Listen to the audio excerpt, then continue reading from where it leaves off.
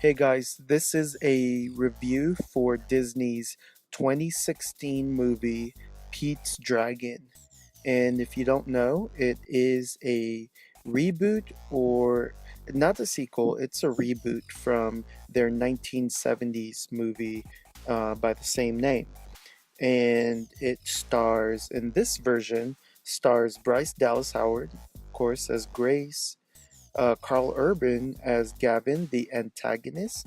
The weird thing is, I never even knew he was in this movie until I saw it, which is so weird. For some reason, I never saw him in the trailers. This is, of course, it has Robert Redford as Grace's father, and Wes Bentley, played by Jack. Or wait, no, sorry, Jack, played by Wes Bentley, and not as wooden as he usually are, hello, English bad, not as wooden as he usually is in this movie. And the main guy, Pete, he's played by Oaks Fegley. Such a unique name for a unique boy. I enjoyed this movie right off the bat. Here's the thing, the animation. Um, some parts, especially the flying parts, and when Pete's dragons like when the dragon's like maneuvering around the sky and interacting with the landscape and stuff like that, obviously it feels fake. Gone are the days where it's practical effects mixed with CGI. This one's completely CGI. Um, the actors did a great job playing around with something they can't see. So that's a huge plus. But otherwise, I was kind of disappointed um, with the CGI part. The whole movie is very fun and heartwarming and inspiring. Like any Disney movie, it gives you hope for your future. Um, so basically, Grace, Bryce Dallas Howard's character, is a park ranger, and she's traveling, and she comes across a boy. And the first meeting, the boy, like, she just sees him, and then she can't find him anymore. So the next day she comes back, and this time there's more of an interaction between her and, Pete. I guess that's the name that they gave him. Um, he's an orphan. He ran away from home pretty much. He can speak English because he's an orphan. So he ran away from some orphanage and he ended up just living on the streets on the streets, excuse me, living in the forest on his own. Um That's why, like, if you're wondering why is he able to speak English, it's because he's American. He's normal. Except he just ran away. Um, Pete, Pete. I keep calling the dragon Pete for some reason. The dragon is the cutest thing ever. So loyal. It catches fish, and it catches fish and food for Pete so that he can eat. It keeps him warm. He's fluffy and he can camouflage. He has a lot of different powers. He can camouflage. He can breathe fire. Um, just the coolest thing. I just want to know why they decided to make the dragon more furry than its original form, which is scaly. So those are the questions I do have about this version of the characters.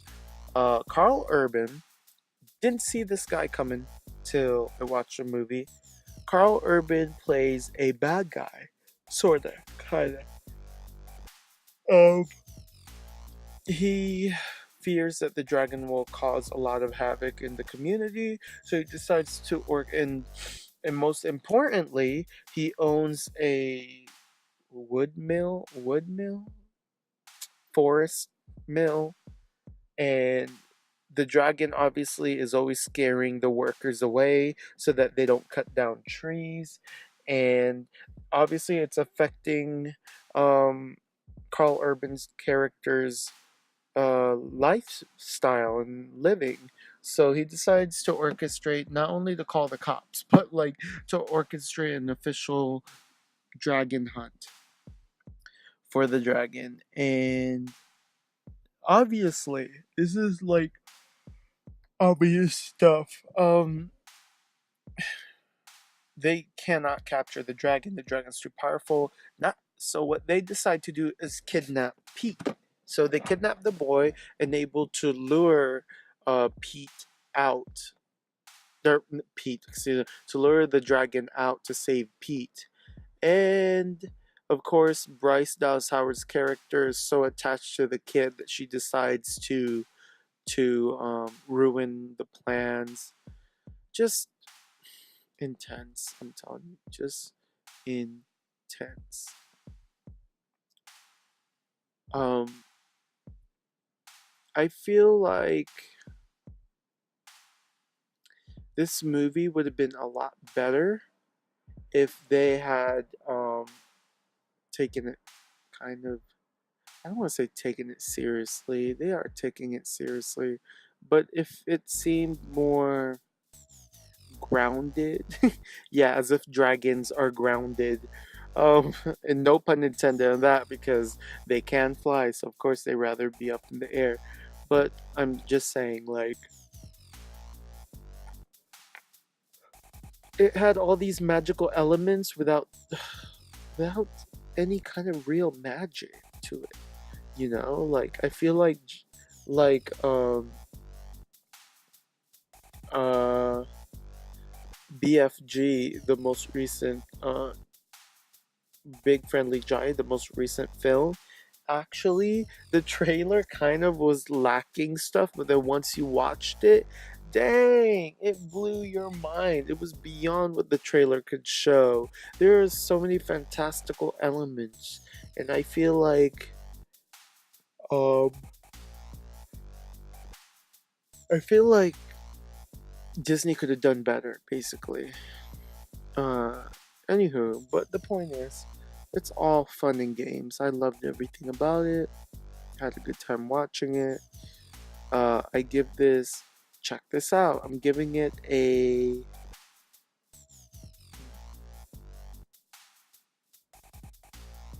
I gotta really think about it now. I'm trying to think.